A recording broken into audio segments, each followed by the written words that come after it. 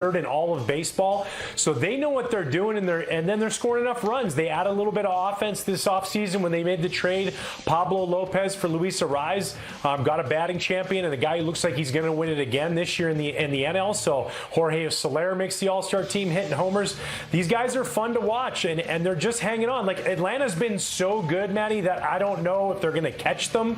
Atlanta could run away with this in the NL, but Miami just keeps hanging there. Skip Schumacher's done unreal staff, John Mabry, all these guys. The boys are believing in themselves, and they could be dangerous, especially if they have Yuri Perez comes back up at the end of the season. So don't sleep on the Marlins whatsoever. It could be a scary situation you get in a short series with those guys. So in the interest of balance, let me hit you on the Orioles, and I know you've got something on the Orioles a little bit later. We're going to talk to Sed Mullins a little bit later on as well, but Baltimore is on a 98-win pace. The last time the Orioles won that many games, it was 1997, and Harold Baines and Jesse Orosco were still active players. Well, that doesn't make any sense. It does, Harold. They were in their late 30s at the time. But, man, Baltimore is such a fun watch. We watched the Rutschman Show at the Home Run Derby, and we're going to talk to Sed Mullins about that in a little bit. Aaron Hicks has been good, sipping off that fountain of youth ever since getting away from the repressive pinstripes. They've got a bunch of switch hitters in that lineup with balance. Everybody laments about the starting staff. I think they're fine. And I love the Orioles to be the dangerous wild card entry, if not win the whole thing in the AL East. So you take a look at the standings, and we're going to move on from that matchup because the schedule is loaded with good matchups on this first day out of the break.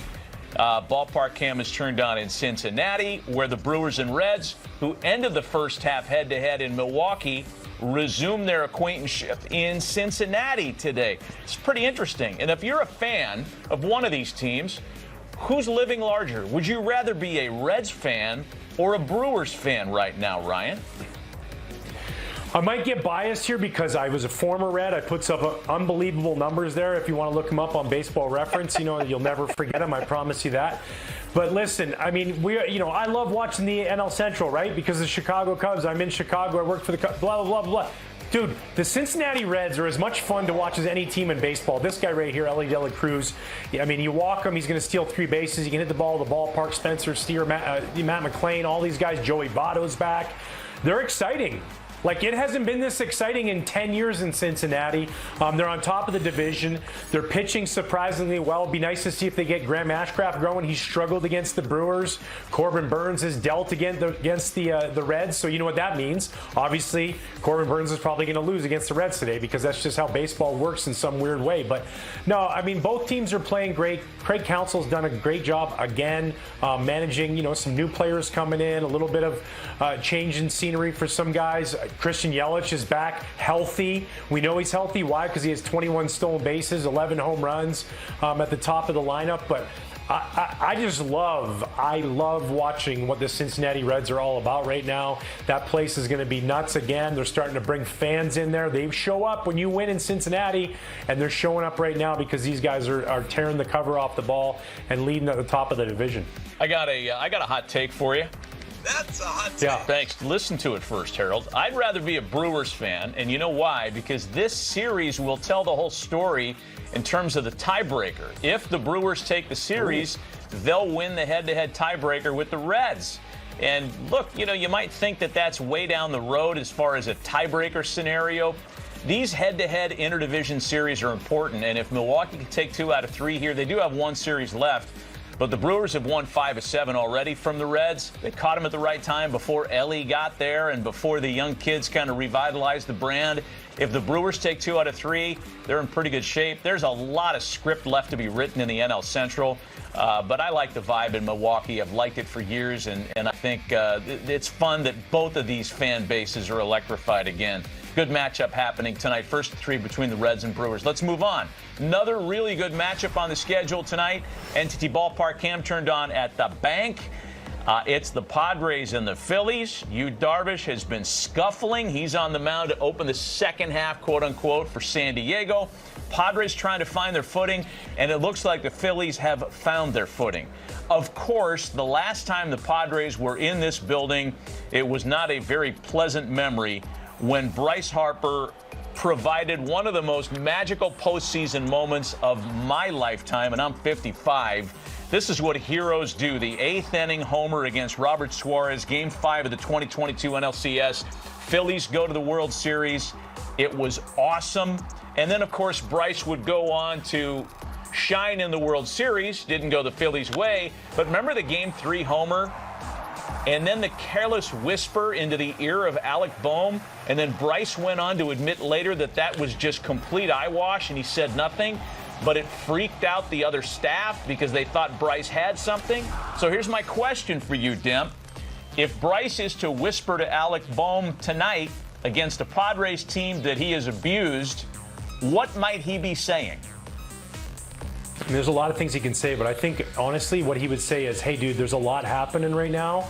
Like, I might be playing first, but more importantly, did you see Reese's mustache? I don't know if he got a look at what Sean Casey's rocking in the Bronx now, but he has an absolutely glorifying mustache. That's what I think he's saying to him. I like that. If I had to take one guess. We're going to take a couple calls. We got the hot stove phone that is on loan to Intentional Talk, and Harold Reynolds has a suggestion for what Bryce might say to Alec Bohm. I love some Chinese food. That's a terrible question. That's a terrible question. If Mike Rizzo thought it was a terrible question. Hawk Harrelson, any suggestions?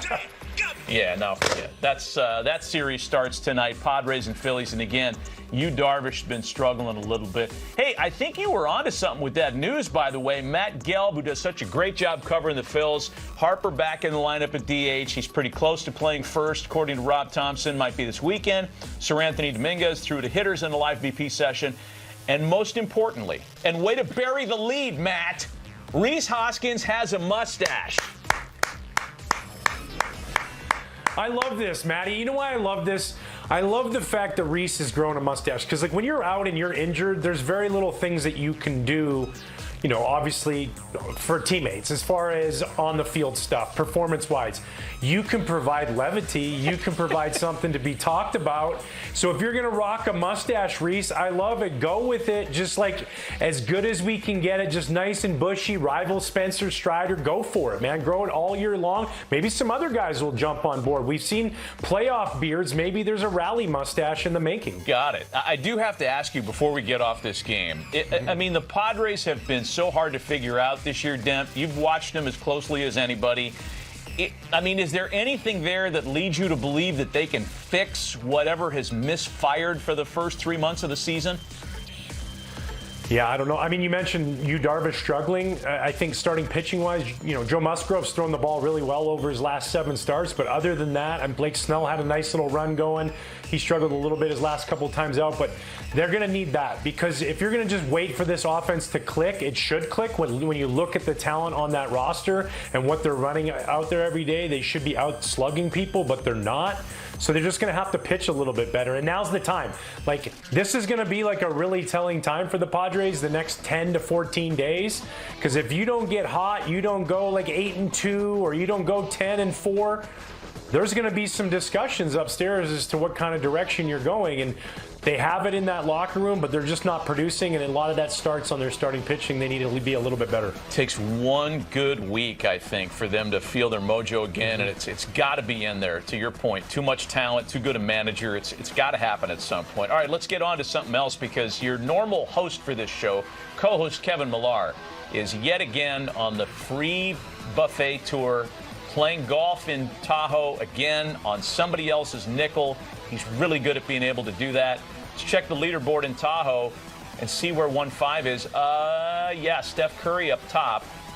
And I don't see Kevin Millar there yet. This is as of, about 15 minutes ago. That's the top 7 or so golfers. There are some notable baseball figures that are in the field, including our guy, Kevin Millar. Smoltz is always good at this thing. Derek Lowe, Joe Mauer, Tim Wakefield. You know who else is playing in this thing? Ignorant No. Shameful. We already talked about you. Your former staffmate, Johnny Lester, is there. And I'm worried about the short game because, in the sport that he made his living, the short game was a little off sometimes. It's amazing, though. I'll tell you this, Matt. He couldn't throw to first, but if you give him an up and down, he's got to flop something over a bunker. It's nasty. I mean, he's got this nice little soft hands. He's left-handed. He's got a beautiful swing. He pounds the ball a mile. He can't putt the greatest. We're working on that, and neither can Kevin. But Kevin's going to be a great putter the rest of the weekend. He's going to move up that leaderboard. But I know you have your doubts about John Lester and his short game, but it just doesn't translate. What was on the baseball field, I don't know what that is. I don't know what that was. That was some sort of weird cloud that hung over his head, and on the golf course, it's not an issue at all. I mean, is he Seve Ballesteros? No, but, he's got a little bit of Mickelson in him every once in a while. He's right behind Millar, too. Apparently, he's making a hard charge up the back nine today. He is like 2 strokes behind Millar, getting ready to make his move. All right, let's take a break.